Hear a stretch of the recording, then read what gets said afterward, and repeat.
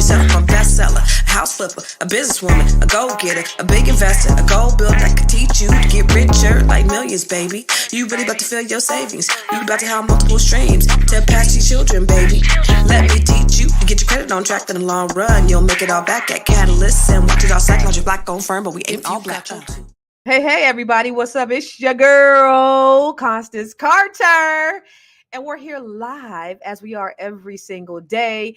We are live on the Fly Nubian Queen. We're live on I Am Constance Carter. Everywhere you have social media, follow me at I Am Constance Carter. Now, listen, as you come in, you know this is a dialogue and not a monologue. And I see so many of you here. I know we have people that tune in from all over the world, which is so cool. What's up, Maria Jackson?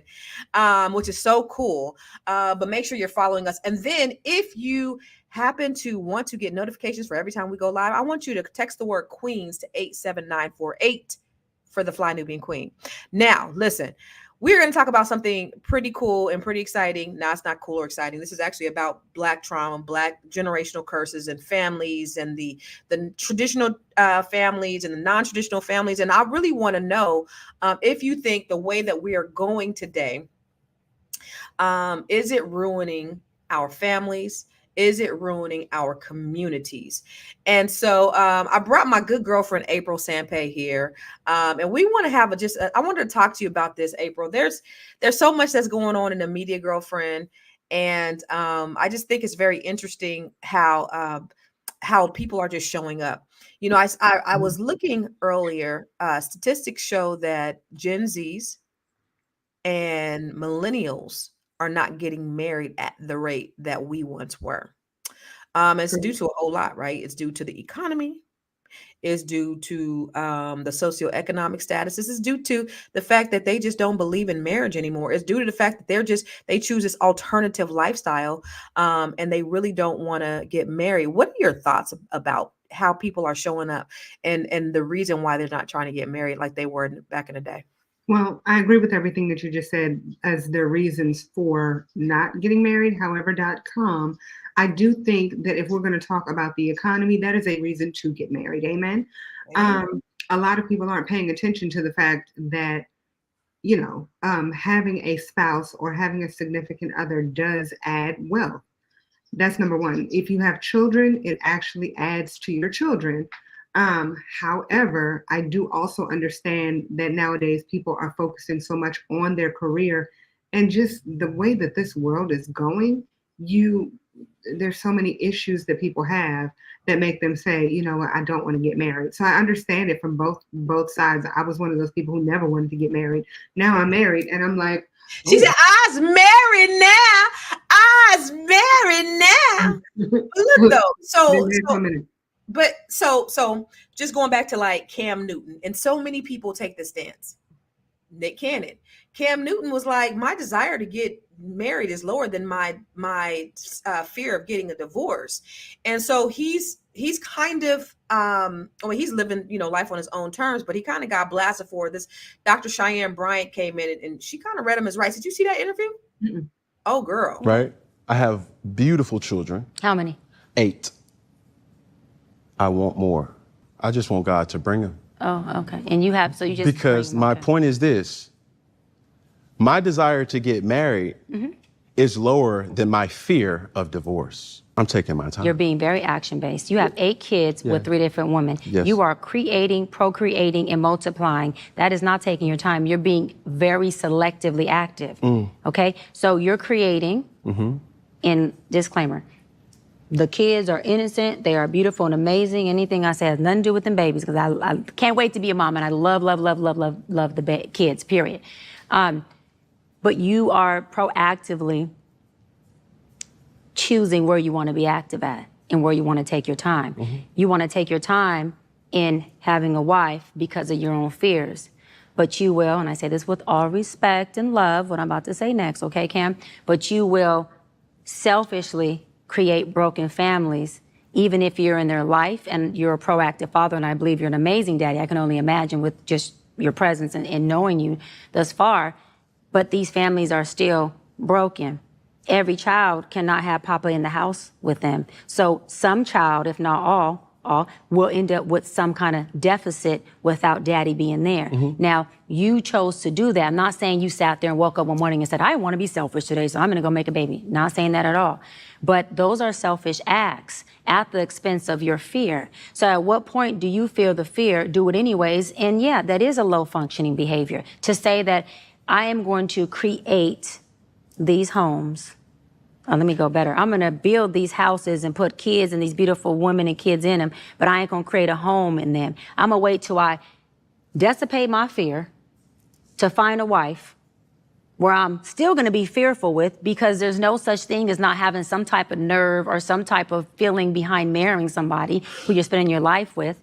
And then I'm going to build a home with her while all these other beautiful babies have houses. That's completely unfair and it's selfish. That is so funny, because that was what I was thinking. And you know, the funny thing is, so when he posted that, he had posted a clip. He was like, 41-year-old unmarried therapist tell. He was so salty because the people was coming for him. I mean, that is a very low functioning attitude, April. This man said, you know, listen, I got the money. I could afford all these kids. I have all these beautiful women. You know, his first girlfriend, because she never became a wife, I think she had 5 kids for him. Hoping, okay, maybe he's gonna marry on this next one, maybe the next one, maybe the next one. And he never married her.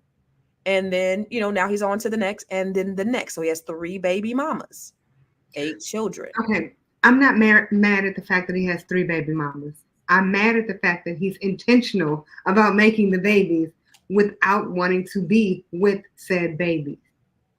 Like, that's the part that angers me to my core. Listen, sometimes slip-ups happen, right? Slip-ups are real. However, it's bullshit that a person is just like, you know what? I want to make more babies, and I don't care about the outcome of said babies. I got enough money to throw at them. But then your children end up having all of these emotional issues, and they're upset because daddy wasn't around.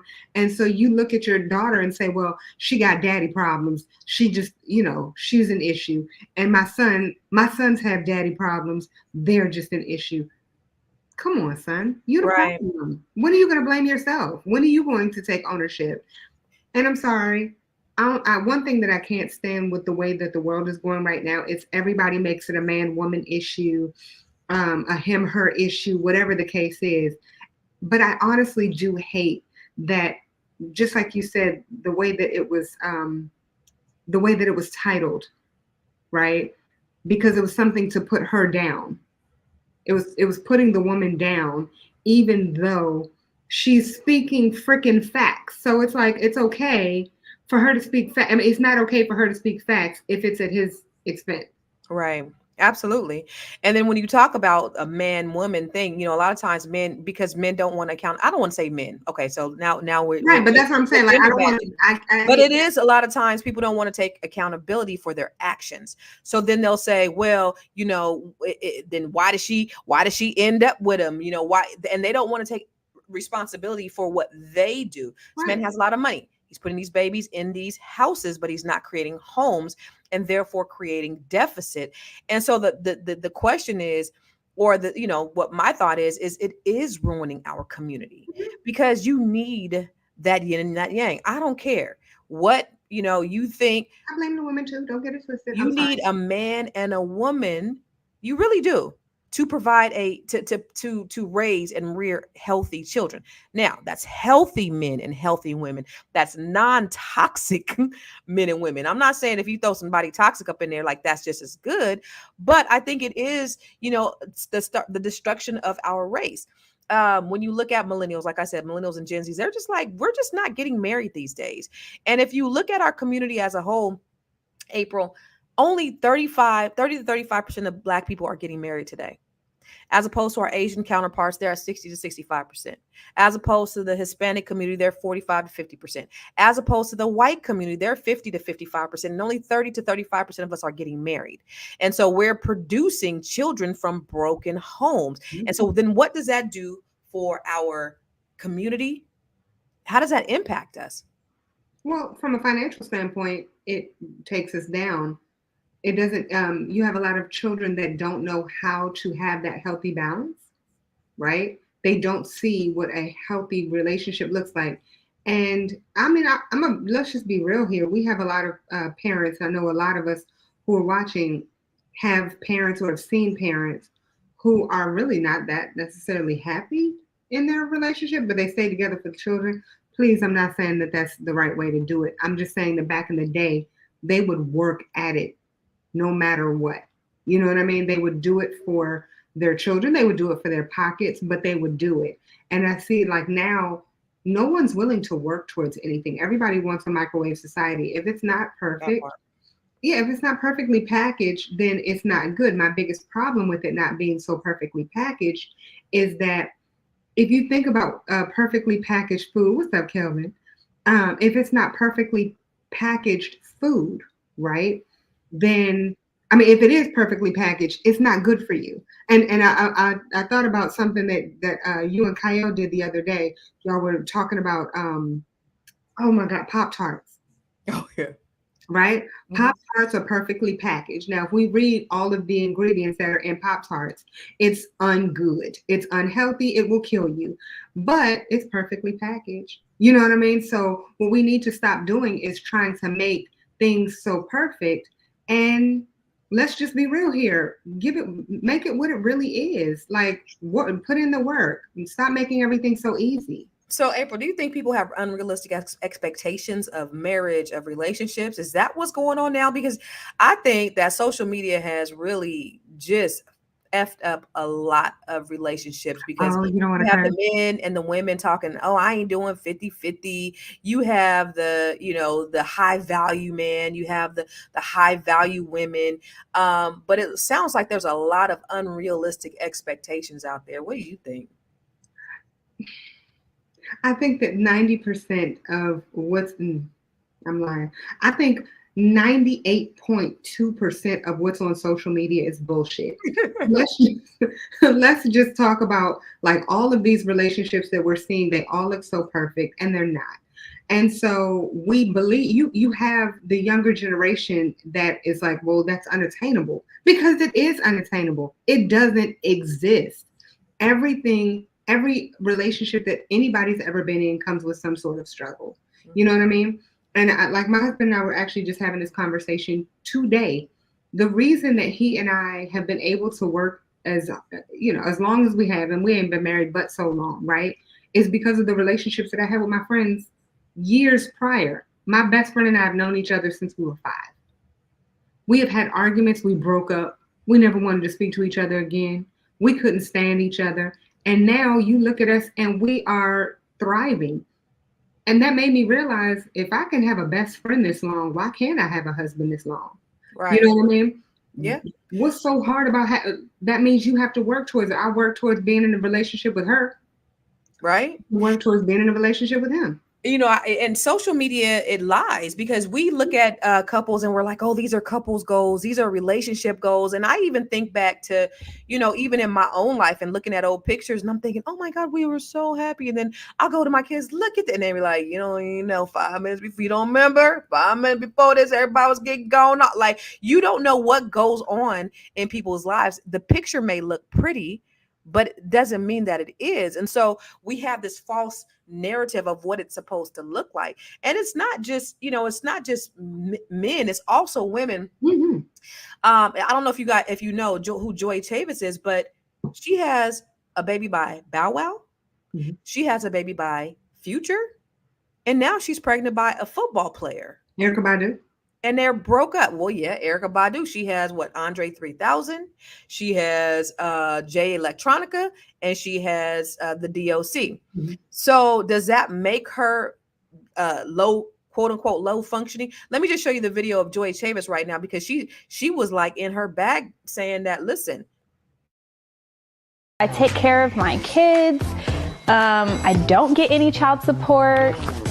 Repeat that. I don't get any child support. I don't really ask for anything. I'm able to do everything on my own. I mean, she thought she ate with that, but is that a true flex? Not getting child support from your kids, for your kids? No, I mean, then we're looking at it from a financial standpoint. Okay, so I'm going to ask you, How do you look at that when you see that? Because you're a mother, you have 4 beautiful children. How do you see that? Do you see that as like, wow, that's somebody I would want to be just like? Absolutely not. And the thing about it, and I'll be transparent. One of the things that my kid's father says is, your mama got it. And so one of the things that my kids say, my boys especially, is just because she has it, it doesn't absolve you from your responsibility of taking care of us. Even if she does have it, doesn't mean that you don't have to take care of us either. You should still be contributing, not just financially, right? Emotionally, you should be there, present, and all that stuff. But no, I think that's absolutely bullish. It's bull pucky, because a man should want to take care of their child. Like, you shouldn't even have to go to child support court. A man should want to provide. And I'm not talking about McDonald's every now and then, or Dad, can you give me $20 so I can go with DoorDash? Like, be an ever-present help for your children. Mm-hmm. Yeah. Right? I mean, I look at it from what she just said.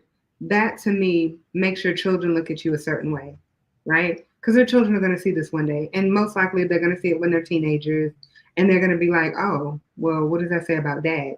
One thing that I don't like, I never did like, is when a mother or a father will talk down to their children about their spouse or the significant other or their baby mama or baby daddy. Mm. I hate that with a passion, because I feel that one thing that your children are always going to do is they're going to form their own opinion. That's right. And so don't speed them to it, because that also takes away their innocence. And also they're going to, just like you said, they're going to see for themselves by, the action of the parent. So you could try to turn your child against the other parent all you want to, but they will see for themselves. Mm-hmm. Now, Marie Jackson said, I'm 50 years old. I would love to be a wife, but they are all gay, married or broke. Is that true, April? How old were you when you got married? 40. Okay. Oh God, I was 40. And had you given up on the idea of getting married at that point? Well, I never wanted to be married ever. Okay. So let's start there. I thought that marriage was just stupid. And it's funny because I met my person and everything just completely changed. And I'm glad that I was able to have an open mind and change. I will say, as far as what she was explaining, that they're either gay, married, or broke. The one thing that I would probably look past is the broke part.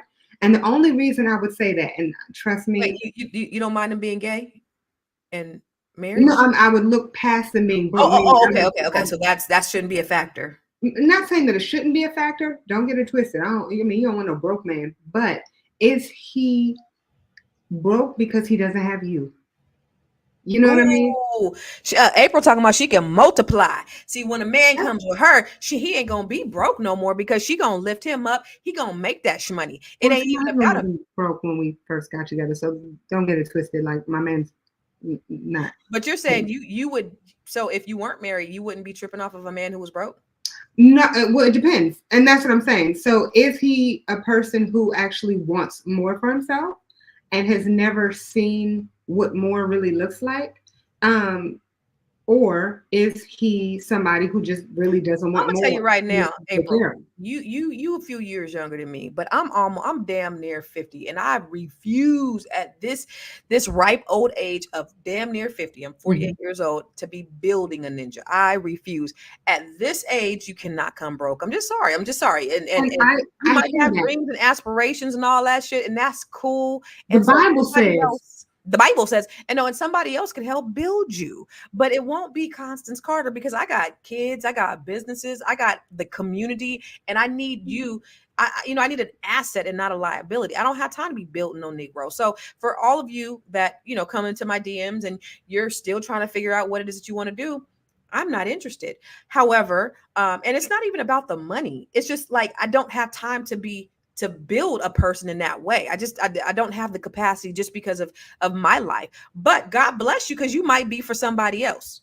You might be for somebody else, just not me. And that's okay. But don't kill me because of that preference of me not wanting to be with nobody broke. I'm just not gonna do it. I'm not saying to be with somebody like flat broke. You said you can keep broke on the table, sis. No, you can, and I'm not backing down from that. What I'm saying is, no, if he's like homeless on the street, that's a totally different. I ain't saying homeless on the street. I'm saying, for me, baby girl, at this age in my life, if I want to get up and I want to go to, say, the Caribbean next week, I have the capacity to do it.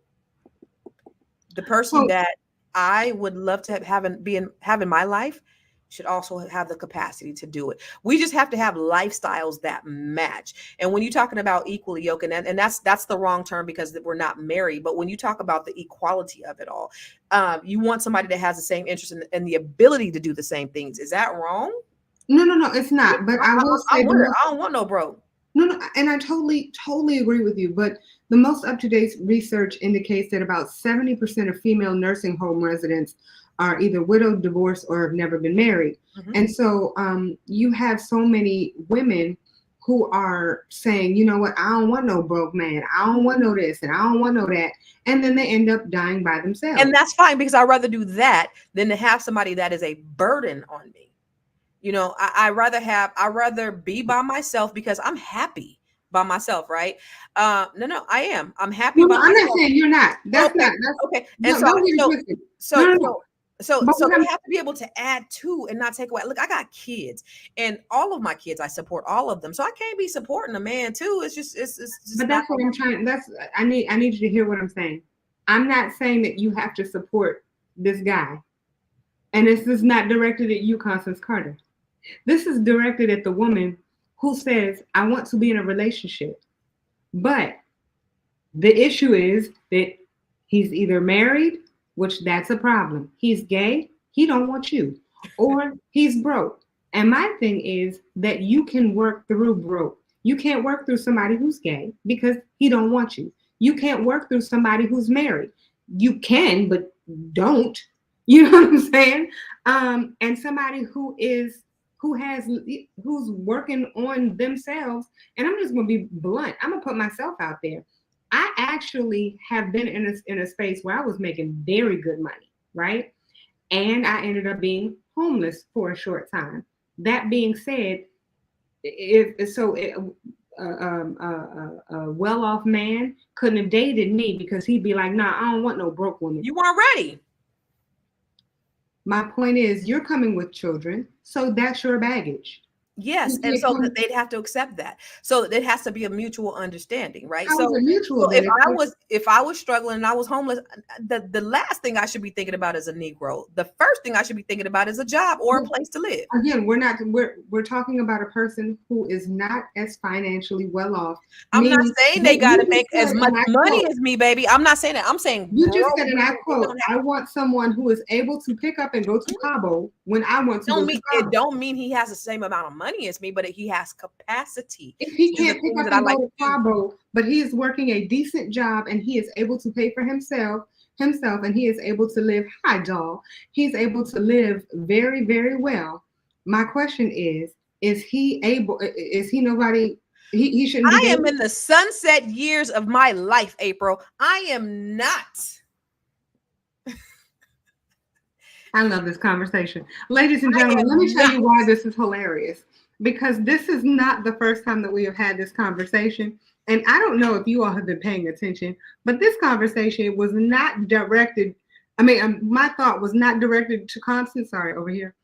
But yet that's the way she received it. Amen. No. I know it wasn't directed at you because you were talking to the young lady. And Athena, if you want to come and join us and have the conversation with us, we would love to have you on here because I need a different. There's something going on.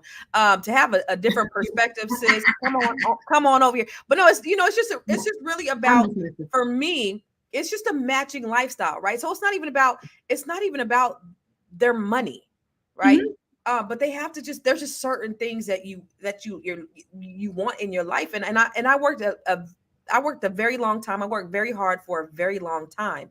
And so for that, you want somebody to match that. You know what I mean? Like, they don't have to be an entrepreneur, but there's just certain things that you have in common that I think is extremely important. But going back to, the idea of people not getting married, true wealth is in marriage. And that's the reason why we don't see marriage in the Black community in the way we are is because we're not getting married at the same rates. And so, like, do you think, like, these celebrities, just like you said, Erykah Badu got 3 baby daddies, three very three well-off baby daddies.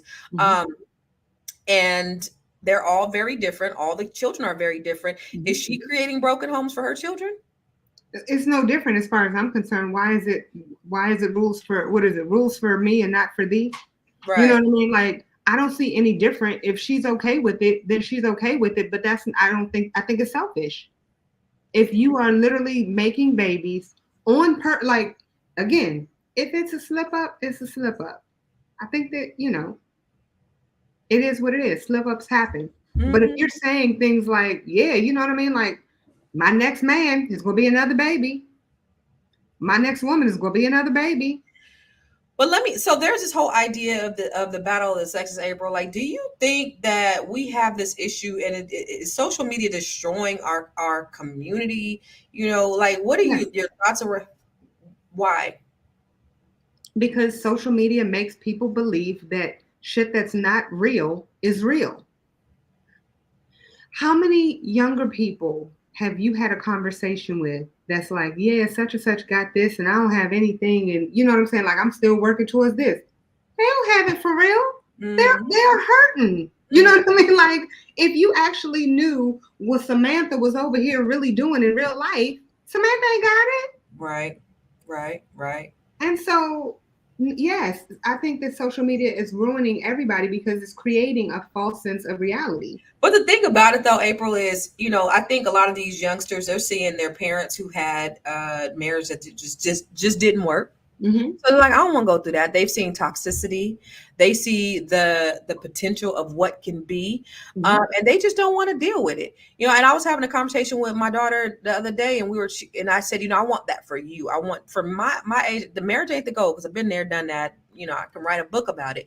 But for you, I'd like that for you, and I would hope that you can find somebody who wants that too. But it's like the desire for men to get married is much lower. Even more so now, because they're saying, I don't see a benefit of getting married. I mean, and that's real sad, especially for our community. And at this point, like, my daughter can't afford to live on her own. I mean, she has an investment property. She has her property. She has tenants in there right now, and they're paying her handsomely, and it's great. She's cash flowing and all that. But honestly, because of the economy, she can't afford to live on her own. She can't, do anything on her own, because more like here where I'm at, I don't see anything over here in the area, in the whole city that's remotely interesting for under $700,000. Now you think about that. That's $700,000. That's about a $5,000 mortgage payment.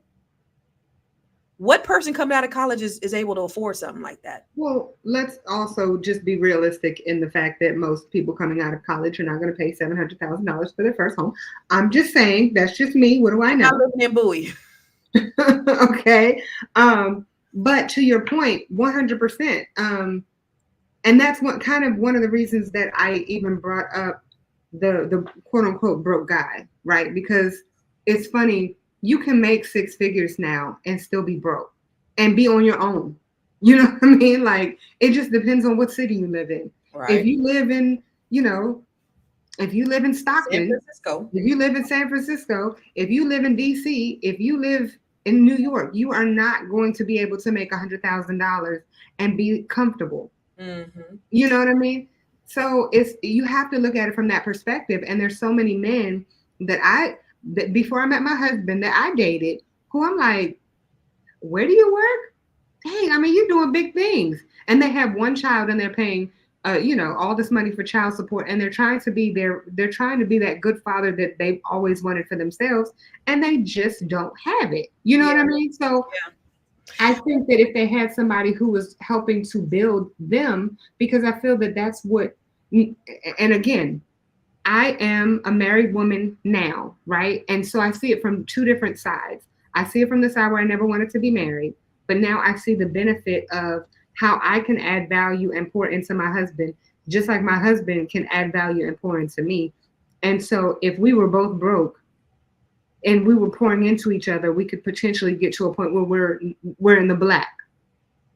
But let me ask you this, April. So like you have me where I'm like, I ain't messing with no broke, right? And according to Athena, only 6% of Black people actually make $100,000. And so if you're looking at the bigger picture, am I being unrealistic in me, not wanting somebody who is not stable or can't match certain things? Is that unrealistic for somebody like me? For somebody like you, maybe it's not, because of the circles that you move in. You know what I mean? But for the average person, yes, that's unrealistic. You know what I mean? It's so funny because I watch social media as if it's television, y'all. You watch the social media? I watch the social media. And there's so many times where I see little young girls who just are fresh out of college, and somebody will say, well, what do you look for in a man? Well, he got to make at least $750,000. Bitch, do you know what $750,000 looks like? Do you know how much money that is? You know what I mean? Oh, he got to make at least $250,000. Do you know does your daddy make $250,000? Okay. No, he does not. So let's be realistic in that you need to find someone who you can pour into to potentially get him to the point where he can make that $250,000. Right.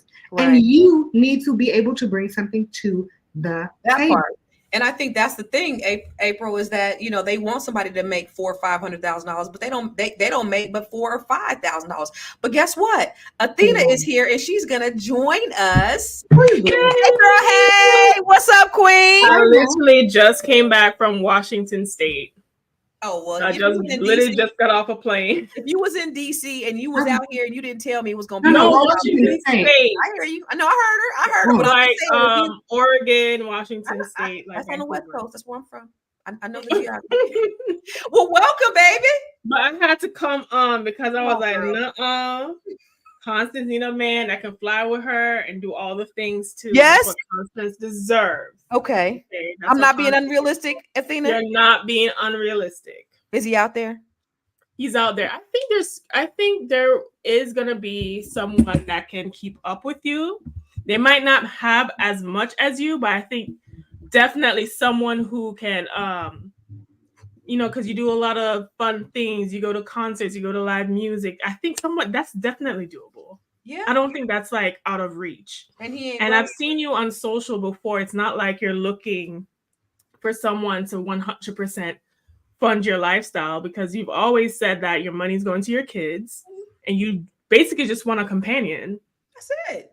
I think that's so. I don't think that's unreasonable at all. Okay, let me ask you, because you're a woman of a certain age. You're a millennial. You're a millennial. So for you, and then having this dialogue around like the value of marriage, and I know for you, you would want to be married, but do you think that Gen Z millennial age group, are they just not checking for marriage these days? What's going on? I think in mass, a lot of people are not checking for marriage, because I think, and I think that's more so the men. I think, and also there's differing views. I think the men are looking at it as responsibility that they're trying to avoid.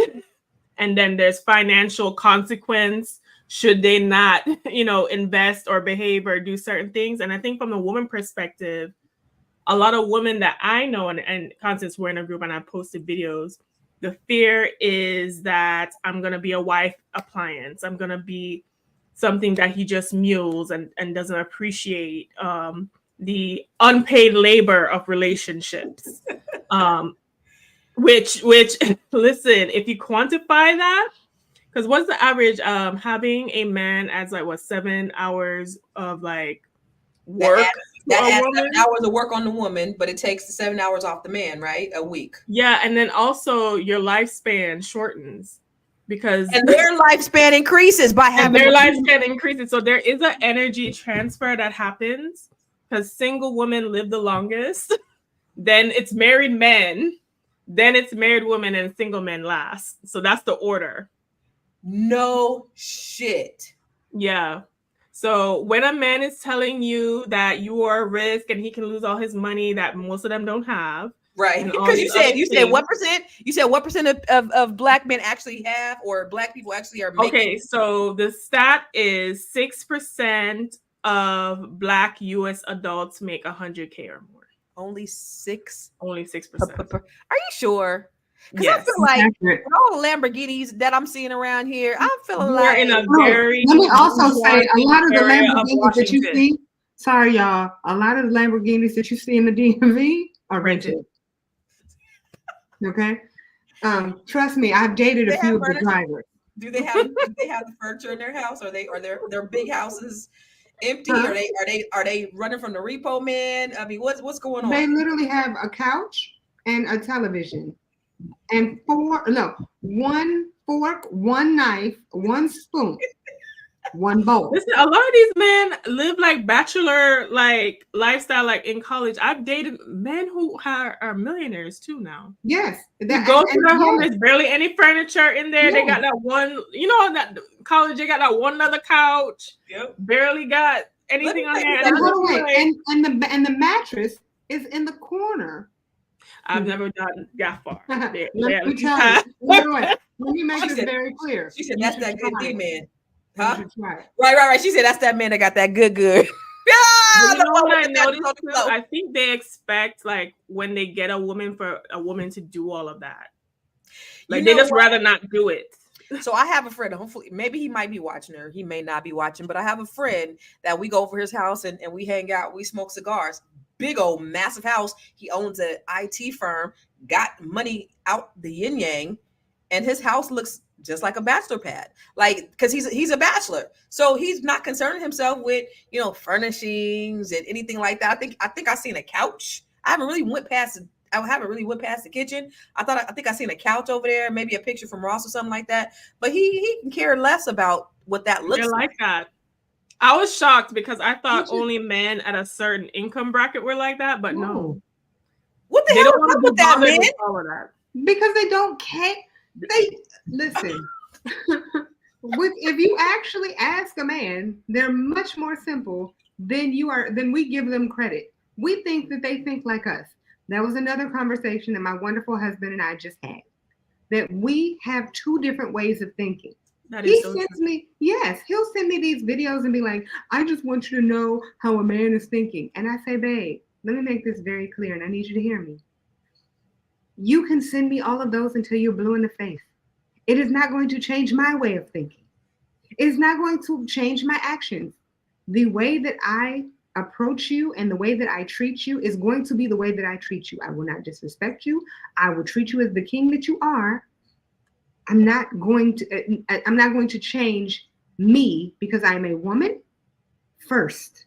And my actions are my actions. But you gotta approach a man in the way that he wants to be approached. Just like you when we talk about love languages and what are the things that we like, we want a man. Because I was even saying, like, if I had somebody, I think I was talking to you, April. We were talking about, if I were in a relationship, even when I was married, right? Mm-hmm. Initially, he really wasn't into jazz, but she likes jazz, so let's go to some jazz concerts. He ended up really, really liking it. I'm not really into sports, but he likes sports. So, you have to make those sacrifices.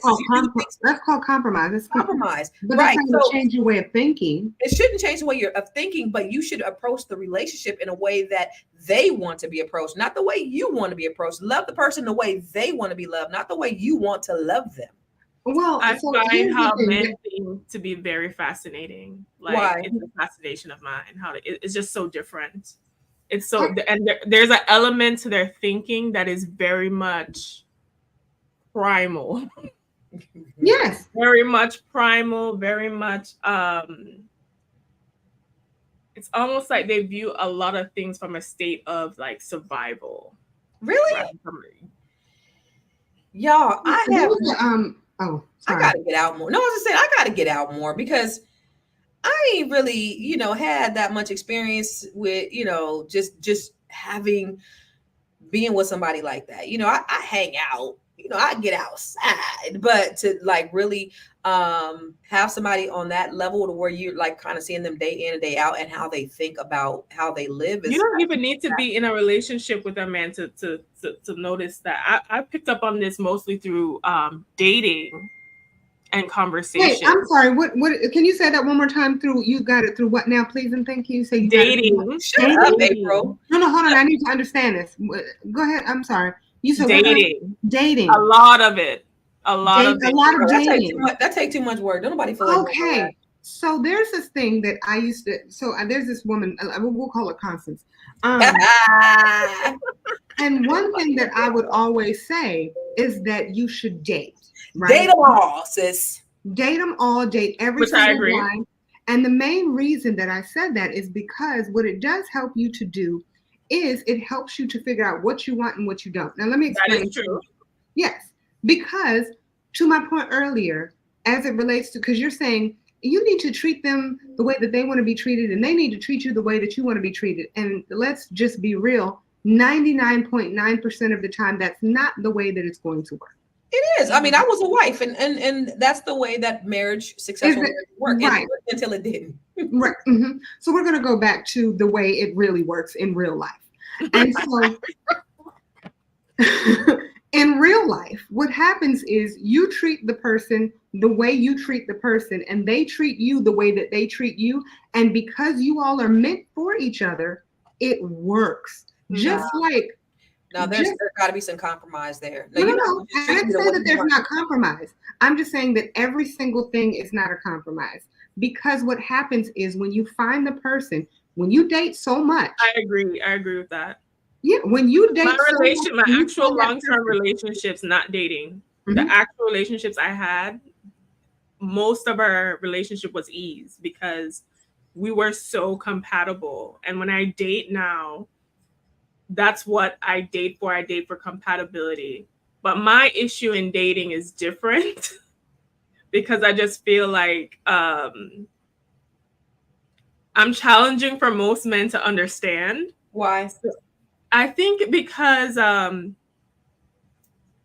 dad said this to me when I was younger and I didn't fully grasp it until now. Like he said this when I was in my early 20s. He was just like, Athena, you're beautiful, so men are always going to come to you. But once you open your mouth, they're just not going to know what to do with you because you don't fit neatly in a box. So like there's a lot of elements to my personality that doesn't go.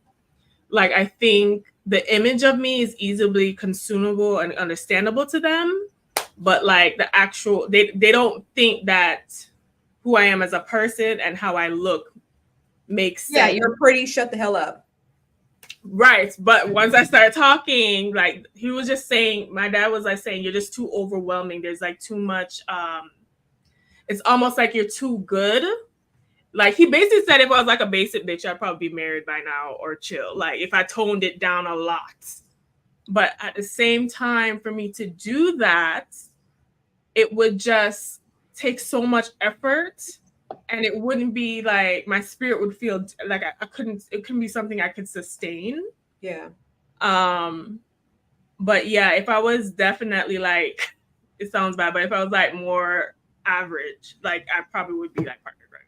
You're a high achiever. You know what you want. You can express yourself and articulate what it is that you want very well. She's going to get the right person. But here's the thing for her when she gets the right person. I love what Labrina said. She said, if you are thinking, and that's the thing about it, you guys, because in relationships, and even though I haven't dated a whole lot, I'm telling you, I spent most of my life in a relationship. And you do have to think of the other person more than yourself. You have to die to yourself daily. It's not just about how I treat you, how you treat me, and you just got to deal with it. It's about thinking that about that other person and the things. That's not what I'm saying. That's not what I'm saying. That's not what I'm saying. I said it 3 times. Y'all heard? I understand how you feel sometimes, though. You have to work with the other person. Yeah. You have to compromise. Yes, that's all a given. But if you are denying yourself so much, I was in a relationship where I was completely denying myself, and I realized why I was denying myself. It was so unbelievably horrible. And then when I got in this relationship, I didn't have to deny myself. I didn't have to change anything. I go to and from DC on a regular basis. I still perform on a regular basis. Don't get it twisted. I have compromised. Let's be real here, right? I live in a whole different place that I would have never moved ever in life. That was a compromise.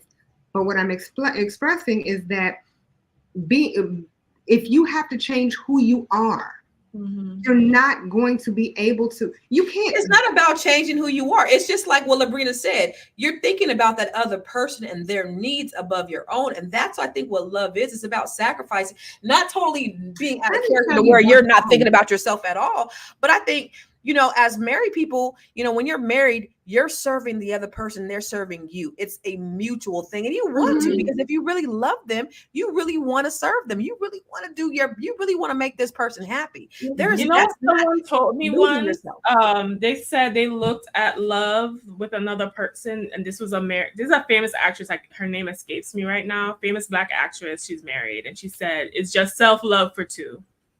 Like I would do to love myself, I do for her. So normally I'll cook this breakfast for myself. Now I'm just cooking more for us to share. It's a self-love for two. How I love myself, I include them in that love. Of course. Yeah, that's what a relationship, that's certainly what marriage is.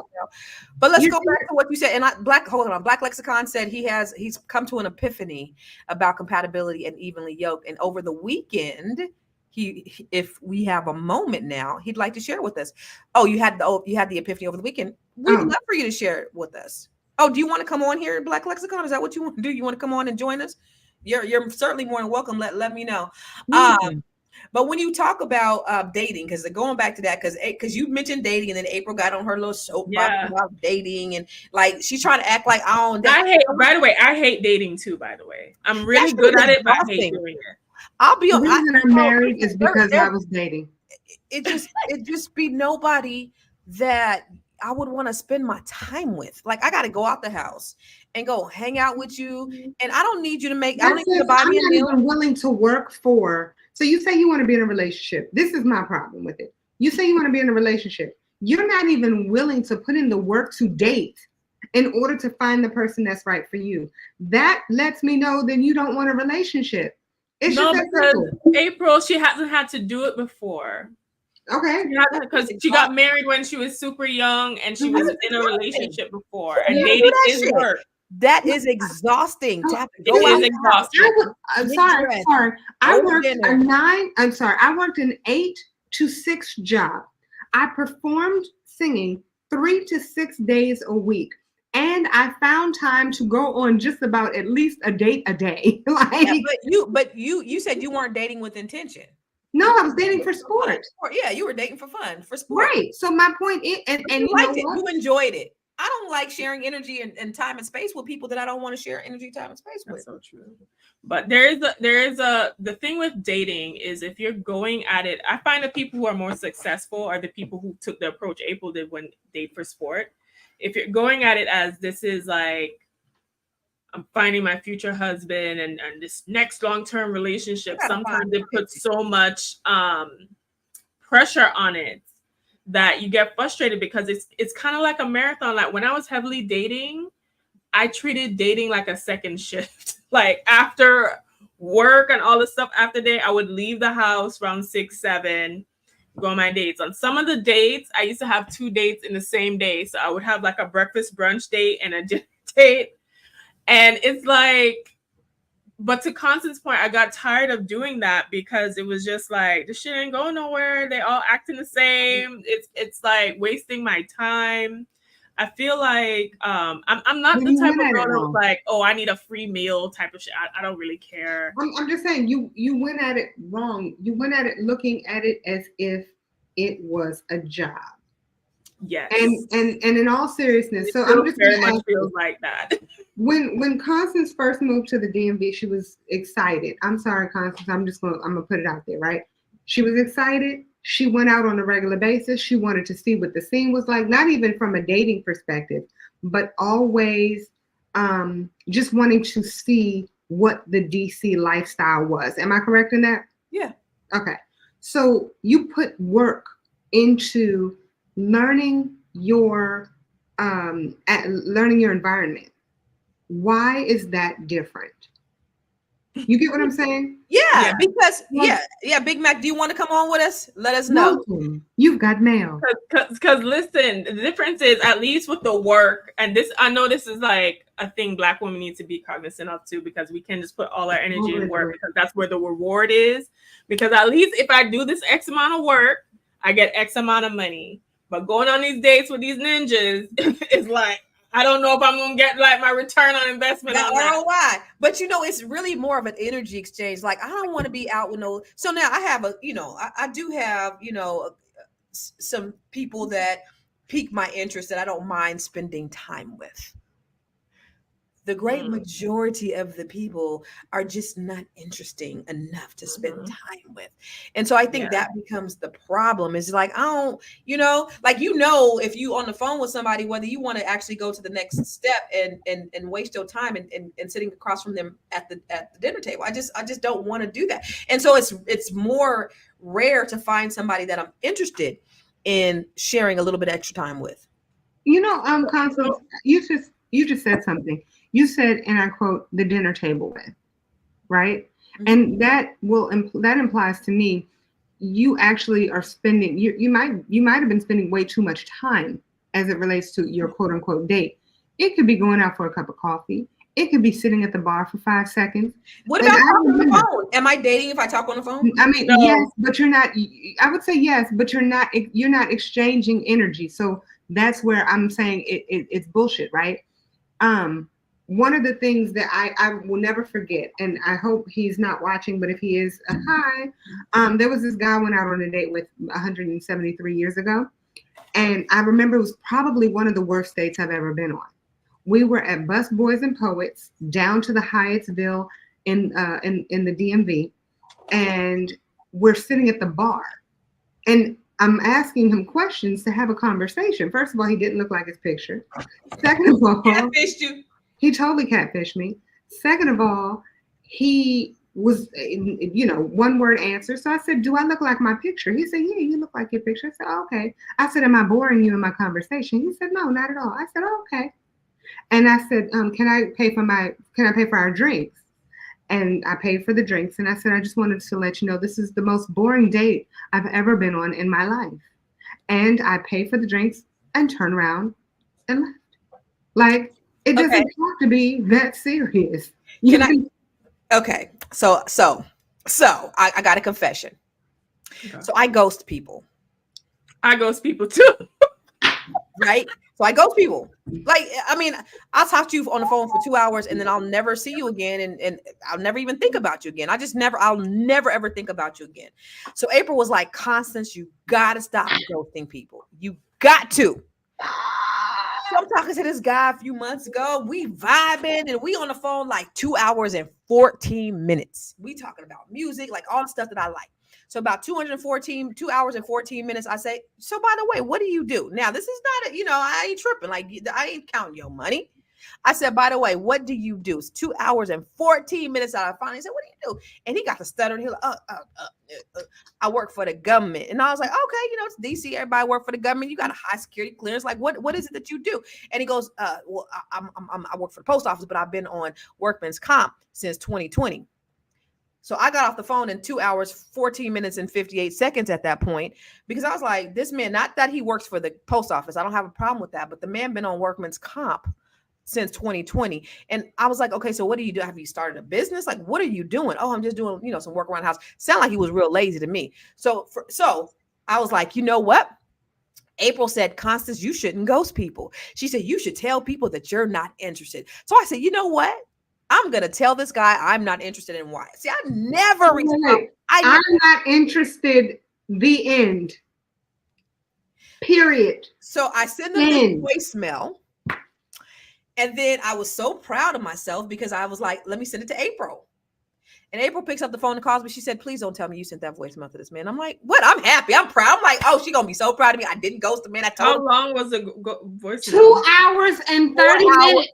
4 minutes. 4 minutes. How do you leave a voicemail for 4 minutes? And I mentioned 4 times that he was on workman's comp. That's a long voicemail. I mentioned 4 times that he was in workman's comp. And I didn't even realize, right? So I'm driving in the car with my daughter. I was like, God, listen to this message. And so we're driving and she's like, you're on workman's comp. She's like, okay. Second workman's comp, she was like, okay. Third workman's comp, she's like, fourth workman's comp, she's like, okay, mom, you really sent this man this voice.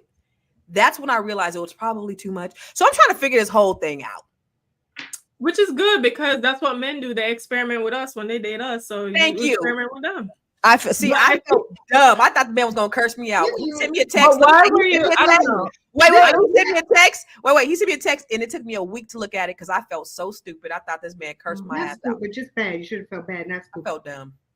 No, I don't like. Why you guys have like? I've heard this. We've had a panel before, and you guys have talked about having these 2-hour, 4-hour long conversations. I'm like, why you guys? I just had a 5-hour conversation on Friday. I'm like, why you guys have all these long conversations in the beginning? But I have not talked to him since. My husband and I, our first conversation started at 10 and ended at 3 in the morning. It was worth it, and that's the reason why I continued on with the conversation. So, wait. For all my men who's watching this right now, baby, you know I still love you.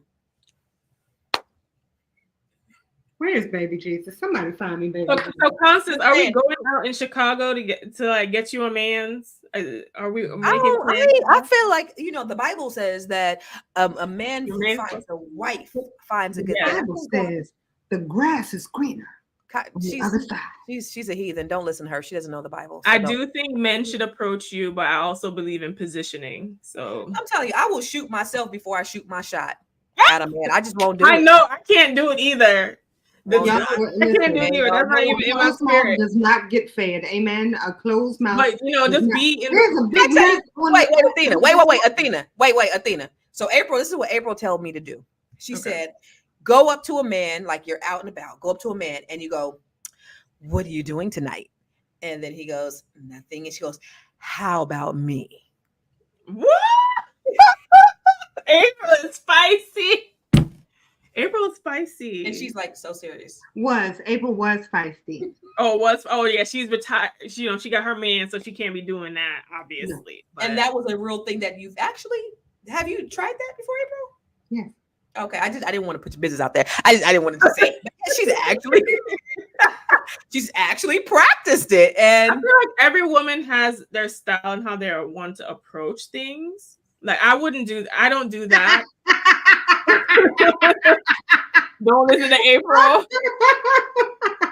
Well, listen, I was wait though. I was at a backyard barbecue on Saturday, and I was coming out, and there was a guy, tall drink of water. I was like, hey, so I did kind of shoot my shot at him. We exchanged phone numbers. Okay, I want to know what you said. I said, okay, let me tell you what I said. I said, oh, hey, and he was like, hey, and I said, oh, where are you going? You just now getting here? So he grabs I had a wagon. He grabs my wagon. He walks me to the car, and we exchanged numbers. And then I dropped him off at his car because he was like a block up, and so we exchanged numbers. And then guess what? The next day he texted me, was like, hey, just wanted to check in with you, blah blah blah. And guess what I did? I didn't respond because I totally lost interest. I think I was intoxicated because I said, I normally don't do this. He goes, you had a drink? I said, I had 3. He was like, okay. Okay, so from that moment to the next day, he grabbed He grabbed my wagon. The wagon that I was pulling. First of all, Jermaine, I want to know why nobody's supposed to listen to me. ? Because nobody's going up to a man and saying, what are you doing tonight? How about me? Nobody's going I don't see a problem with it. I can't help myself. There's nobody I like. Well, I like to stand and look cute method. Just show up looking cute. What happened? Show up? What? What did I miss? I just stand up and look cute and look like I have a great time and they come. The way that I see it, and I would have to say, I feel that you can have a presence when you walk into a room. Okay. And I feel that every woman is capable of having it. And if she wants the person that she wants, she can give him an eye that shows him, you need to come over here and ask me. It's the 3 second. It's a 3 second look. My girl Sheila told me. She goes, you go like this. 1, 2, 3. Then you go back and then you go again. Right? Who's Sheila? My friend, she gets all the guys. She goes, you got to do like this. 3, go back, and then 1, 2, 3 again, and then that's how you. She counts it. I don't do that. Huh? I can't do it either. I feel like a creep. No, I just look directly. I just look directly and I smile. I look directly and I smile. I look directly and I smile. My thing is, I've been married for so long that I train myself not to give men eye contact because I don't want to give them the impression. So that's already ingrained. So I got to intentionally like, okay, now I gotta learn how to do that. No, you're in sales. Look in their direction and smile. If you're in sales, and I'm not even trying to be funny, if you've ever been in sales, first of all, eye contact is very important. And so what I don't understand is how you were in sales as long as you've been in sales and not because I was a married woman in sales. And so, again, you train yourself to, you don't want men to think that you're interested. I know for me, like, but look, so I always say, because Jermaine said I don't like nobody, which I don't, which is extremely hard for me. So I go out to this little lounge, right? I go out and I'm like, so I'm sitting down there and this guy was like, well, what do you, he's married. He's like, what do you think about dating? And I'm like, nobody approaches me. Cause that's my thing. That's what I say. Nobody approaches me. And then that night, everybody was approaching me and I was like, not you, and then they was grabbing my arm and I was like, ugh. And so it's getting on my nerves because at the same time, so here's my thing. Here's my problem, April. Here's my problem, Athena. I don't want to meet no man at no lounge. I don't want to meet no man at no club. I'm not interested in that type of environment, meeting a man. I just go there to listen to music, leave it up alone. Let me enjoy my time. Don't grab my arm. I don't want to dance with you. I don't want to dance with your friend. I just want to enjoy myself. That's what I'm there for. Athena, can we talk? It's just me and you right now. Nobody else can hear us. When people say things like that, I'm not naming names, okay? But it's frustrating. Okay. And the reason I say that is because you say things like, I don't want to meet no man at no place that I normally go on a regular basis. I would rather meet them at my house. Magically, I would. Yeah, because that's what I would say is to meet them where you normally go. So if that's where you normally go, that's where you should meet a man because that's the environment. Referrals. I don't understand. Only referrals. I don't understand why he doesn't just knock on my front door and say, hey, we go together. I don't actually. Jermaine just gave me a referral today, which I was like, okay. I haven't. Who's the referral? I need to know who the referral is. You don't know him. You don't know him. But it's funny because, so here's the thing. This is what I told Jermaine. I'm going to text you, Jermaine. This is what I told Jermaine today because sometimes people be like, hey, my friend likes you. He wants your number. And I'd be like, send the pic. They'll send these booger bears, and then the person will never hear from me again. Like it'll like I got people on my phone, like they send me pictures of booger bears, and I'm like, what's a booger bear? Yeah, and I'm gonna tell you exactly what a booger bear is. I sent her a picture of a very handsome man. He had discolored teeth. He did not have discolored teeth. He was an investor, a very successful investor in real estate. I'm like, they have something they can talk about. He's very attractive. He could always get like some bright strips or something. No, he just wasn't my energy. He wasn't my vibe. He was tall. He like every single thing that he was. He was by himself, sir, ma'am. Go sit down. He just looked like he had a short. Sit down by yourself. He was taller than me. He's supposed to knock on my door. Constance is still in protective mode. You have a problem. It's mental. Right and about it's okay. You're still in protective though. You're not gonna like anybody because I don't want the bullshit that I had to guard up. Let me tell you something. I don't want the bullshit I had to do it from the marriage and from situationships. Mm-hmm. Right? Never say that you want a relationship. Lying, narcissists, gaslighting you, all that stuff. So I just was like, you don't know, because initially, with a narcissist, they love bomb you at first. You're the best thing ever. And then all of a sudden you're like, hey, what happened? I thought you liked me. And you know what I'm saying? And so it's like, you find somebody that you might think that you're compatible with, but they're just a narcissist because all they did was mirror you the entire time because they studied you. And then the real them shows up because, they can only send their representative for so long. And then you're like, I gotta go through this shit again. You don't even know if the shit is real. So it's like, you can't really start believing in them until 6 months to a year. Right. But it's like to a year, that's a long time. I'm almost 50. And I hate to have to say it that way, but from what I see in like the dating market and experience, I think the most astonishing thing for me with dating was just realizing how commonplace certain behaviors were. Like, it's been a level of savagery that I'm not used to. Speak on that. What do you mean savagery? Just very like degenerate behavior. And also it's not even a socioeconomic thing. It's across the board. Like 100,000, 100 million across the board. Like, it doesn't, like, he can have like an Italian suit or some Tim boots, like across the board, like certain behaviors, which I said I like observing men because I find them so fascinating based off of behavior. Really? Yes. Man. Yeah, that's the reason why it's gonna be hard for you, because you gonna see the bullshit coming. I already know this nigga. I see the way he walk. Just like everyone says, she can determine certain things by the way a man walks. What can you tell about by the way a man walks, April? How much he loves his wife. No, that's not what it is. How much he loves God. Nope, that's not what it is. That's the answer I'm giving, and that's it. Oh, Nope. if he's hanging? Yes. Okay. Oh, she said she's an expert. She said she's 100% on target. I thought it was like from the length of the thumb to the top of the index finger, or something like that, or I don't know, whatever. No comment. Eric Black said he likes my energy. Eric Black, go ahead and DM me. Let's see what's happening. You look kind of cute. No, let me make this very All right, clear. so the savagery is not Yeah. necessarily Sorry. coughing or anything. The savagery is like the mindset, like predatory nature of like trying to like scam you out your underwear. Like, that's what I mean by savagery. But you know, when you Like have the lengths that men- they would go to do that. And I'm like, you know what? If you were an actual nice guy and took the same amount of energy to try to scam me out of my underwear, to actually being a good person, you would be all right. So I'm gonna take up for the men on this one. I'm sorry to say this, but you have so many women that are 100% showing their representative that it is confusing guys. 100. Well, okay. How are women showing their representative? Because I agree. I actually agree with that statement. What are they doing? Were they acting like they could clean? What are they doing? Yes, 100%. Yes, they go in the house and they're like, roaches, run away. We don't want him to know that you live here. Like, no, okay, no.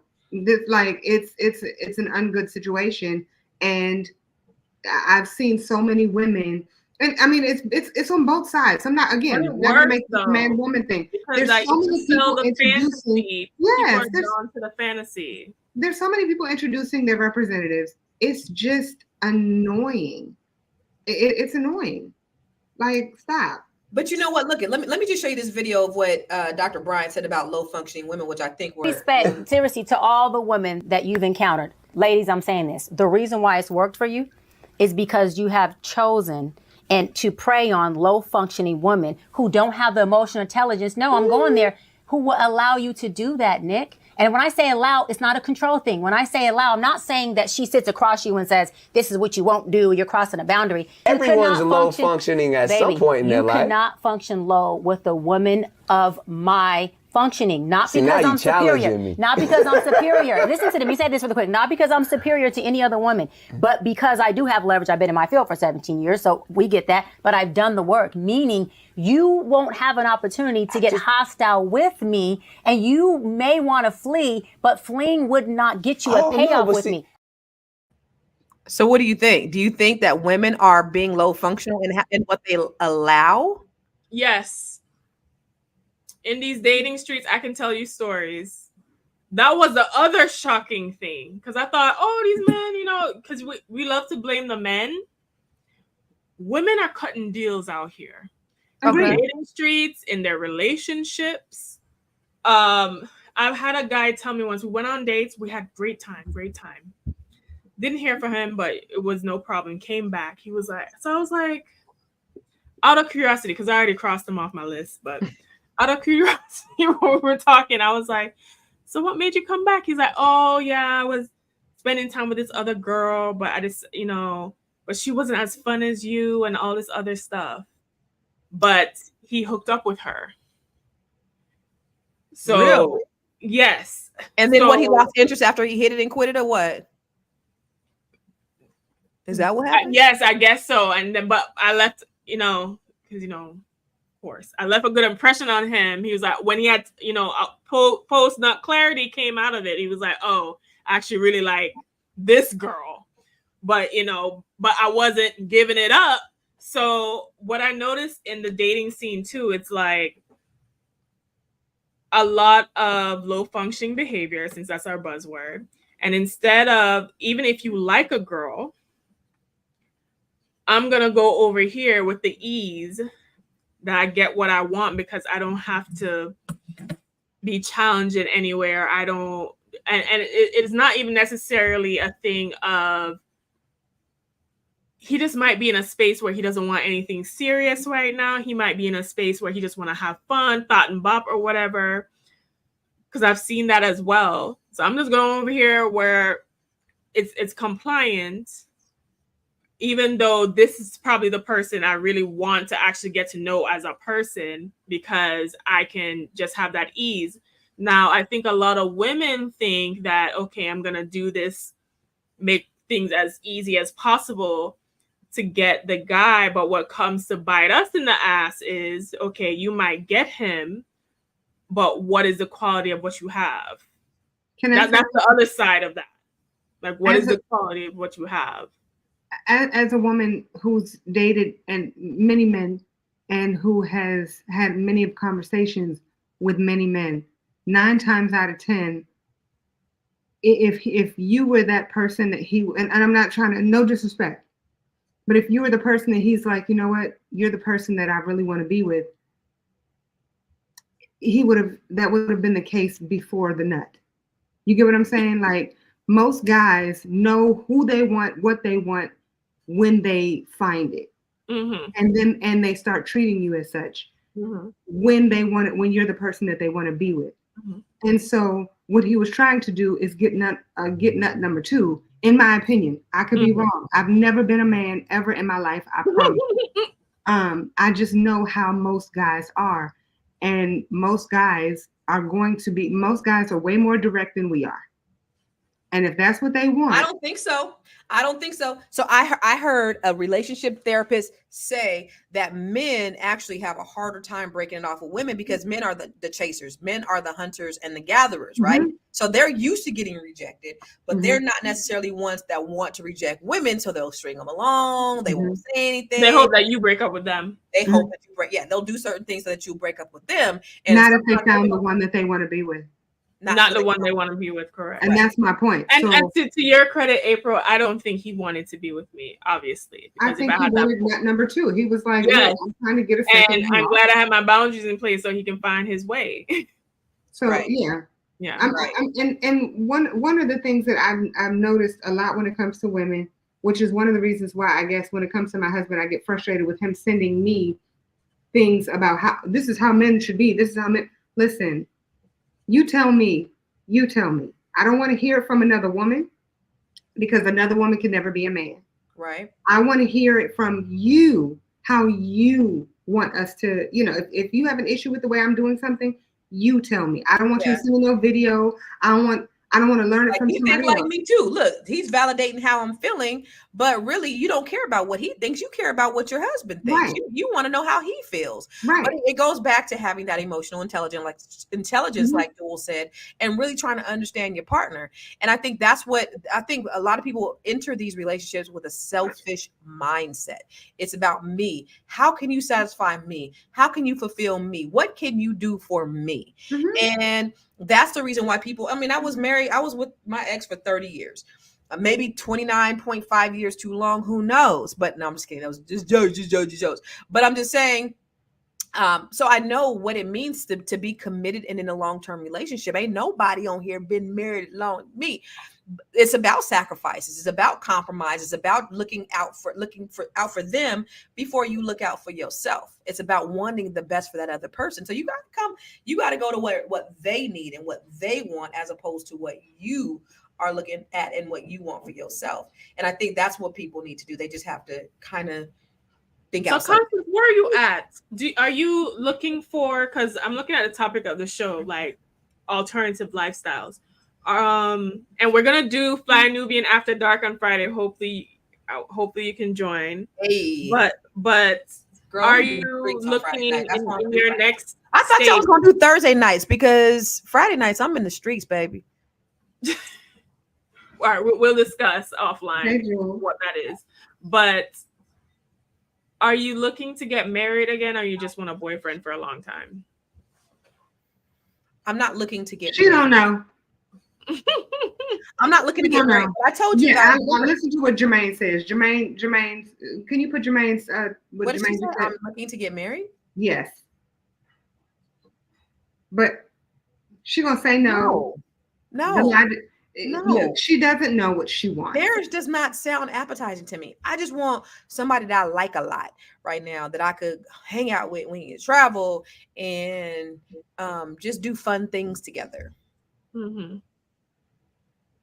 So I think you need some spoiling, Constance. I think you need to find because I didn't spoil ninjas for too long. I didn't spoil. No, yeah. You need to be spoiled. You need to have that experience. I have not had that. No, I have not. I think that's what you need. I agree. Okay, then that's what I want. Okay, so that's the goal. I just need to be spoiled. But when you talk about alternative lifestyle, I'm a woman of a certain age, and I've done that, and that was like, okay, like I've done that. You've done what? Marriage. I don't think that's something that I aspire to do. Now, for you, Athena, or even for my daughter, I think that's a great thing because you want to build something with someone. Unless somebody could change my mind and make me fall head over heels. But my second and my fourth chakra is closed. Yeah, clearly. Very much so. But you know what? The thing with that, Constance, is it will keep BS out, but it also keep love out. I know. Yeah. And so it's just going to keep everything out. It used to be like April tell you. One day I want to like somebody, the next day I don't. The next day I do, the next day I don't. It was just like that. But lately, it's like, no, I'm good. I just don't want to like nobody. And I don't want nobody to bother me. I'll look at the little dating app. Sometimes I get pinged on a dating app. Like I got pinged a couple of times, and I was just like, and 99.9% of them get a no. Just not interested in, and it just has to be somebody, I guess, that's extraordinary. That'll make me pay attention. And it's not because I think I'm just so great. It's just like, I don't want no bullshit. Because I think you're and this is something that I had to work on too when I first started dating, because I never had to do it before up until recently. The past 2-3 years, I never dated before.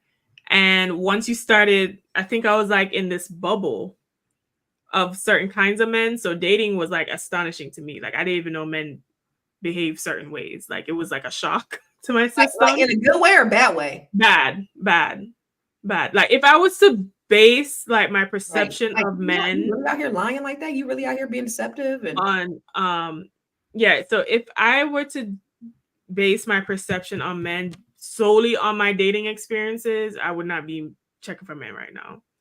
It's my actual relationships, and I've had really, really good relationships, and that keeps me positive.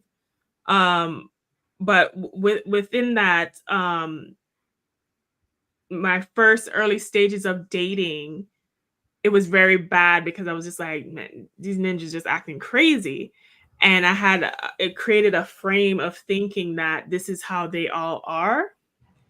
And I had to work through that to step outside of that frame, because then I was like, okay, I'll just be single and I don't want nobody to bother me. And I don't want to deal with all the BS and all the other stuff that similar to what you were saying, Constance. But let me ask you this though, Athena, do you feel like you missed your window? Because it's like for your age group, if you're not married right out of college or in your early 20s, it's a lot harder, and a lot of these, when you look at like the demographic, white girls, they say they go to college to find a husband.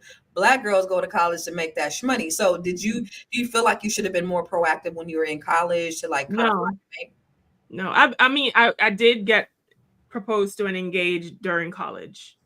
So I've had opportunities to marry before. I just didn't continue on to actually marry. But I don't think I missed out on anything, because outside of those two men, the reasons why I didn't marry them were very valid reasons, because we would have ended up in divorce. And I'm glad I did that. And I'm glad I did premarital counseling, and I'm glad I did all the things, and I wouldn't change the decision. I do think that, I don't know, I'm very abundance mindset oriented. I've never had an issue with dating or attracting men. The issue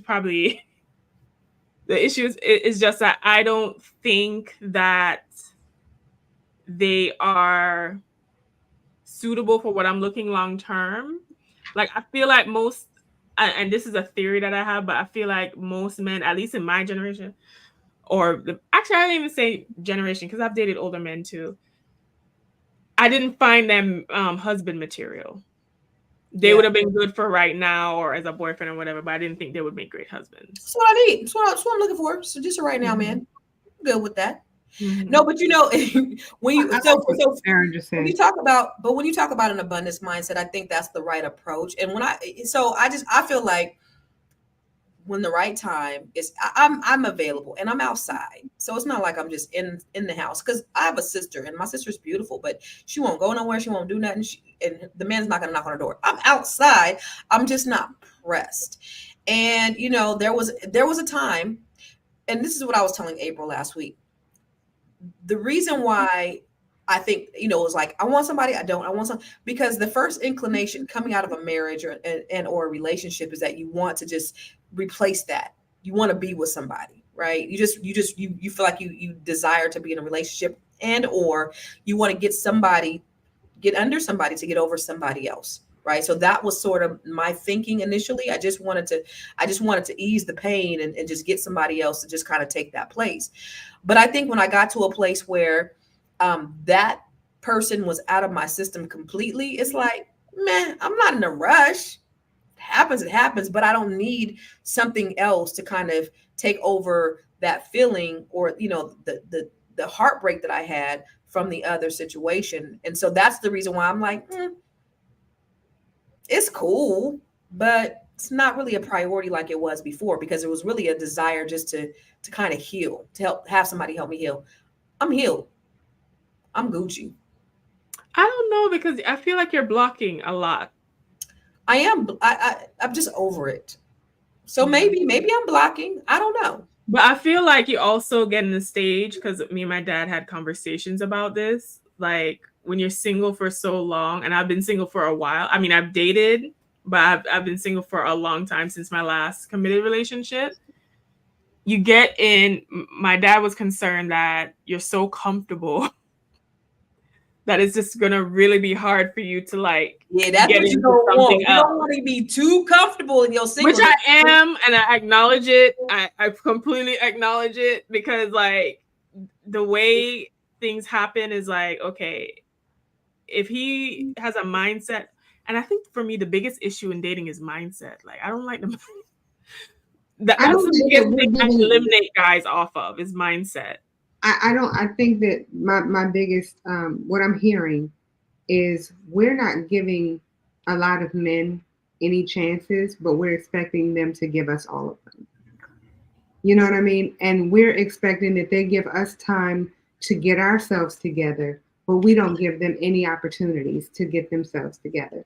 I think that that's where my frustration lies with women of a certain age. When they get to a certain age, they're like, I've done this, I've done this, I've done this. No, I'm 50. We're not building. You come build. I'm 33 and I still feel like that. I was like, at this point, you need to be potential or taking time. And there's so many areas, and I'm gonna put myself out there. So this is not directed at either of you, so that nobody feels like it's directed at them. I'm that person that there's so many areas that I needed to improve and didn't realize that I needed to improve them. And so I'm sitting here thinking to myself, okay, well, he needs to have this and he needs to have that. What do I have all of those things? You know what I mean? That's the only thing I'm asking is what I'm willing to give. That's the only thing I'm asking. And it's more than just finances. I'm not even talking about finances. I'm talking about honesty. I'm talking about integrity. I'm talking about adding value to you. I want somebody to add value. It's also allowing someone to be able to finish a thought. But I mean, I'm just saying, No. I mean, I was only saying that because from a man's perspective. No, I'm messing with you. I'm just saying, just in general, I think that that's where, and again, that's why I said it wasn't you all that I was talking about. Sure. There are a lot of women that say, I don't want this in a man. I don't want that. I don't want this. I don't want that. But if a man comes and says something so small, you know what? I really would want her to be a little bit smaller in the waist. Oh, I can't believe he would say something like that. And it's like, you just said that you want him to be hung all the way down to his knees. I mean, I don't understand why it's okay for you to say all of the things that you want, but if he says any of those things, it's a problem. I'm just saying that all of us as women need to first look at ourselves when it comes to trying to find the person that we want to be with. Agreed. And I think that we don't really take that opportunity to do so, because if we talk about our upbringing, when it comes to girls, we have been brought up thinking we're not wrong, or how can somebody kiss our boo-boo? Where when it comes to the guys, it's like, come on, get up, you got it, you know what I'm saying? So they have a different mindset. We look at it like, you need to fix yourself for me, because everybody has always fixed themselves for us. So when are we going to make those changes for them? That's all I'm saying. I'm gonna leave it alone. I thought that Athena had a date, because Norman said Miss Athena has a certain poise I like. But then when he said that you was like the broads that he grew up with, I'm like, well, yeah, you just lost me there. I don't even know what broad means. You were close. You were close. I don't even know what that means. Listen, you got a whole lot of fans on here. Black Lexicon, Norman, come on, somebody. There's might have to have a conversation behind the scenes, because being on Fly Nubian Money has brought like ninjas from like the I haven't seen really years out of the closet. Like, oh, I saw you on the show. I saw you on the show. I'm like, that doesn't happen to me. People watching this. Everybody watches you, Constance Carter. No, I've been out in public with you, and people have been like, "Oh my God, it's Constance Carter." I'm talking about men. No, I'm talking about men. Like, how come ain't no men coming out the woodwork for me? Lord, you don't want it. Look at Dennis Spraggins just jumped on the bandwagon. Rut roll, Rorge. Are you guys coming to ABNC so we can vent in person? But look, I love this. And then we're gonna get off. I love this because I wanted to address this. Dual said the dictionary is the only place where courting comes before dating. Are men just not courting women anymore? I think there's an element of that. But I love a gentleman. But I feel I want a natural gentleman, not a man cosplaying as one. There's a difference. Ooh. Like my two exes, that's just who they were as people. Like everyone got that treatment, like everybody. Versus with dating, I think like the scam is, all right, I'm gonna be extra chivalrous and nice these first 3 dates or these first 3 months, and then like I'm gonna hop out like the Green Goblin afterwards. After I'm like relax. So I feel like that's what happens. But it's just I did say I was at a space where ideally what I want, right? Because I think what happens is when men meet me in person or we have conversation, I can feel the tension, and I feel like there's like a lot of, in their mind, sexual tension. I'm not even checking for them like that. But I don't want a relationship where there isn't genuine care and concern. And that's my issue. I feel like when men engage with me, they're looking either for, she looks good and she can look good with me, or she's smart, she can help my business. It's always like other things. And I feel like there's a lack of, or we can do the power couple thing. Like, I just want to actually have someone who genuinely cares. And I feel like that's what has been missing. And that's why I haven't really picked anybody, is because it's always the lack of reciprocity and like selfishness that I've seen. It turns me off from engaging further. Also, and I feel like there's this element of men thinking that I'm a bitch. Like, just based off how I look, she probably is high maintenance. She probably, a diva, and she gonna step all over me or whatever. So they're actually put off guard when they see how like easy it is to have a conversation. But then I feel like there's an element like I don't know, like I've just seen like a lot of the predatory, I'm trying to find something to take advantage of you for. But I do notice a difference with older men than men in my age group. I feel like the older men understand reciprocity more. Like closer to my age group, it's like, How do you what get? you gonna do for me? She's like 33. Aren't you like 33? Yeah, I'm 33. And that's a thing too. I think, when I think about, people that I used to deal with and the people that I'm no longer involved with, I'm just like, damn, they're poor partners. Because they were crap. And to be honest with you, like I've seen marriages, like I have. All right, so my dad and my stepmom been married for like 40 years. So I have an example of like marriage that is long term, right? And my aunt was married to my uncle until he died. That was 41 years. So I get counsel, and I have. It's so funny. I have like girlfriends that are my age, and like my next group of girlfriends are like in their 50s and up, and I get so much wisdom from them. But I have seen from the outside looking in and some inside looking in with marriages. And to be honest with you, I don't think women in my age group and younger truly understands what all of that marriage is going to entail. Like I always understood that there was going to be a sacrifice involved with marriage as a woman, because I've seen my parents, right? So I kind of know. But to be honest with you, what is so concerning is that I would say like my generation and below, a lot of the focus is on that ring and on that day and on that bachelorette party and on the wedding, but all not of that. And I don't think the first few years they truly understand like Wagwan. Like I don't think they understand what it really is gonna be. They're not prepared, and no one tells us. I was always different. I don't know, it's because I grew up around men and I have 4 brothers. I have no sisters. Like, that's why I did the premarital counseling. I always knew I had to, like, the longevity of that marriage is going to largely depend on me, because women are the ones who file mostly for divorce. And I needed to make sure that we were compatible and had the skills right.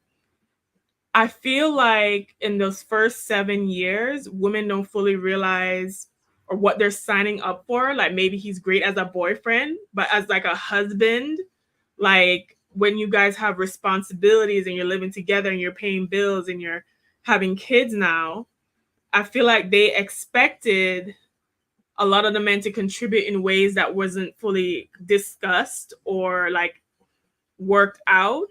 And then they get overwhelmed and then they're like, okay, I'm just going to file for divorce now.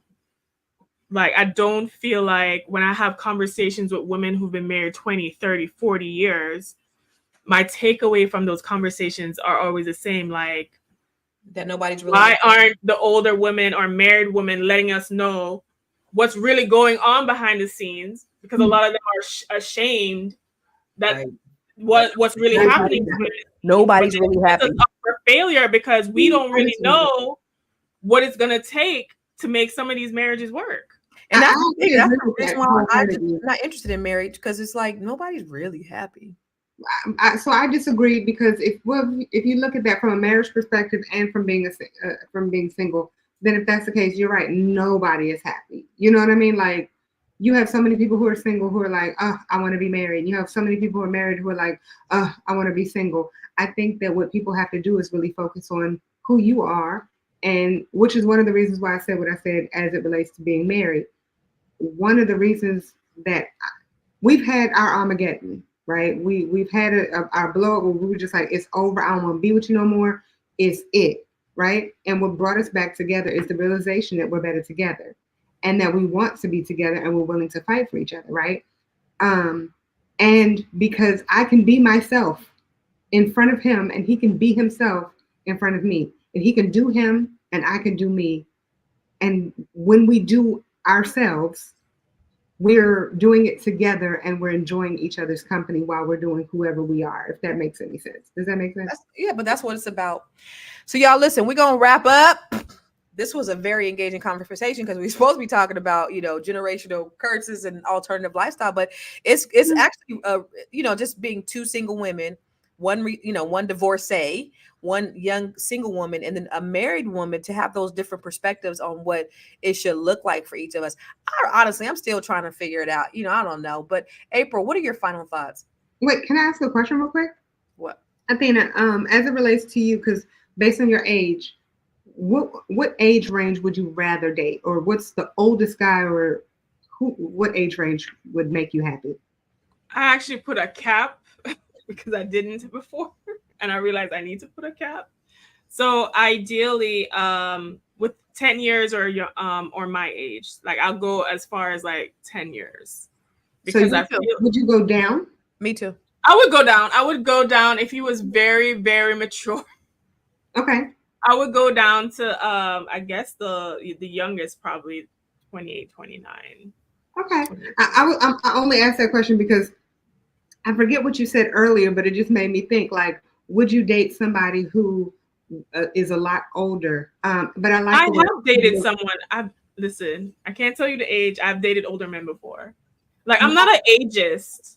Mm-hmm. Like, I won't go below 3 years, 2 years, maybe even 1. I like an older man. Are you ageist, Constance? I want an older man. I don't want nobody younger than me. Mm-hmm. Yeah, same. Older men I like because I can have very deep intellectual conversations with them, and I like because they understand that natures of women before, because they're older. And I also like that it's just certain things, but it's a trade-off. And I had to tell girls this, there's no ideal age bracket. You're trading off something for something. Yeah, when he might be older and financially stable, but then he might be controlling and all this. And he might have ED. Yeah. Before we sign off, let's touch on that for a second. Mm-mm. So my married correspondent woman. Oh, okay. I was about to say. Starting at age 35, but definitely somewhere in the 40s, the D is temperamental. Like, sometimes you gotta pray that it come up. No. Look at Constant's face. No comment. So I heard it was like, okay, if they're healthy, if they have like a good diet, work on the stress, not so bad, but like a good chunk of them have like low testosterone or like temperamental peen. Yeah, go get you some maca root. Because in Jamaica, we have a drink called Strong Back. In our age range, we're at our peak. So it's so weird how God made things, right? So the men wrapped up. Well, we really should be going backwards. Yeah, right. It's like, man, like now, like, let's go. And it's like, give me a minute. So you ain't gotta say a prayer each time, or like they have to drink like, what was it called? Sea moss and like Viagra blend or something. Oh no. But you know what? Research is showing that the ED is starting at younger ages because of like the PORN use. Oh, I believe it. I believe it. I believe it. Like in the 20s now. In the 20s, as early as the 20s, they're. Wow. And I've had some conversations with some male correspondents in their 30s, and they said they had to give up PORN because it was starting to. I just met a guy who was saying that. I met him at Grace's last week, and he was just saying how he can't even keep a relationship because of his addiction and how it just affected him. Yep. Yeah. My friend was on a dating app dating a doctor, and he came out and said that he had sex, PORN addiction, and to the point where we not say sex porn. We can't say sex porn addiction. I don't know. I don't know what you. I'm just asking. I just want to make sure, like, what words we could say. Can we not say sex porn addiction? I don't know, but I think at a men of a certain age, do have some issues, and you'll run across them, and then But see, listen. Here's the thing. I ain't outside like that, so I don't have a whole bunch of people that I'm engaging in that way. So I wouldn't know, like everybody. Okay, so all right. using me as an example, I said out 10 years, so I can date someone 43, 45, up to 45, right? Are you saying that he might have like issues if he's that age? 45 though? But again, I would say 50 plus, but I would say, you know, macaroot works and blue pill. But I don't want him to. I wouldn't want somebody. I mean, and let me say it for those of you. Macaroot is actually natural. Macaroot is good. But I was gonna say like the blue pill is it would be concerning if that was an everyday type thing. You know what I mean? I'm about to cry. That's why macaroot is good, because macaroot will get you where you need to go when you need to go, and it's natural. It's like a vitamin. That's something you can take that with your coffee every morning. Actually, I mean, women can take it. Macaroot for their hair. Yeah, but it's. I don't need anything stimulating me right now. Well, I'm saying like macaroot. I had to talk to my gynecologist. I'm like, what is going on? She was like, your body is just trying to get you pregnant because of how your age right now. Your eggs are trying to be fertilized. Yeah, you better get it. Macaroot has been good to me though. Get it.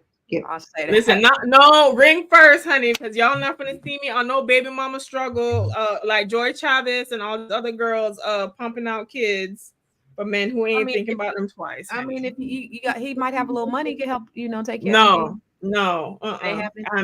I'm not supposed to be fodder for any kind of man or somebody else in the rotation. Dual said she thinks sex is beautiful, but personally, I believe there's nothing casual about love or the making of it.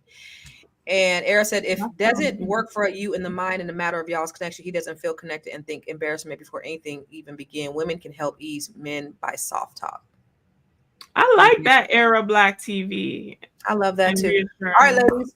Final thoughts, April. Final thought. I would say Nick Cannon has 12 children, and he and I don't think that he's really thinking about his children and the outcome of their lives. That's it. That's all. What do you think, Dana? Final thought is that we should not uphold degeneracy in our community, no matter how famous someone is or how much money they have. Always think about longevity and what it's going to be for your benefit as a person and your family. And also what activities are conducive to wealth building, because spreading out, listen, my parents joke about this, but I'm like, damn, I'm gonna have to split my inheritance how many ways? Like, listen, like they don't like when I say that, but it's true. So I was just like, listen, we need to think about these things, and also be open to love, be open to meeting someone and believe that if you exist, then the love that you want also should exist in somebody else. It's divine law. Does. I agree. And the person will show up when you're the right person in the right place at the right time, they will show up too. And as I said to Dr. Alicia earlier, I don't want nobody who ain't ready. Let him bake in the oven a little bit longer. And then when he's ready to be mine, then he will be. That's what it is. I don't want him to come a minute sooner because I'm enjoying my life to the fullest, y'all. I am having the time of my life. So when he comes, he has to add to that and not take away from it. And there's too many men out there that are taken away from all that. Please send us someone that does not need Viagra, please. Thank you, Jesus. In Jesus' name, amen. Amen.